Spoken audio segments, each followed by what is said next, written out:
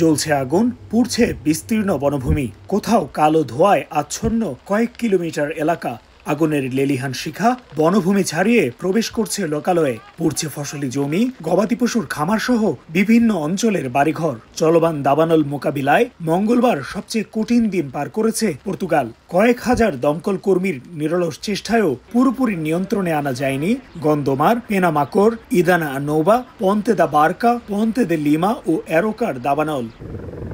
টানা কয়েকদিনের দাবানলে এরই মধ্যে পুড়ে ছাই 10,000 হেক্টরের বেশি বনভূমি, 1,000-এর বেশি অগ্নি নির্বাপক বিভিন্ন যানবাহনের পাশাপাশি 15টির বেশি উড়োজাহাজ ও হেলিকপ্টার দিয়ে পরিস্থিতি নিয়ন্ত্রণে আনার চেষ্টা করা হচ্ছে। আমাদের যথেষ্ট প্রস্তুতি ছিল এবং আছে।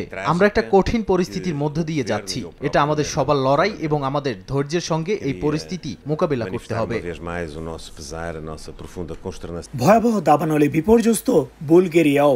দেশটির ব্লাগোয়েভগার্ড অঞ্চলের দাবানল নিয়ন্ত্রণে হিমশিম খেতে হচ্ছে দেশটির ফায়ার সার্ভিসকে। লোস্কি গ্রামের 400-র বেশি নাগরিককে সরিয়ে নেওয়া হয়েছে নিরাপদ আশ্রয়ে।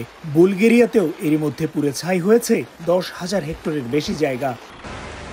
দাবানল মোকাবেলায় হিমশিম খাচ্ছে স্পেনও। ফায়ার সার্ভিসের পাশাপাশি দেশটির কাসেরেস অঞ্চলের দাবানল নিয়ন্ত্রণে কাজ করছে স্প্যানিশ মিলিটারি ইমার্জেন্সি ইউনিটের 1.5 শতাধিক সদস্যের দল।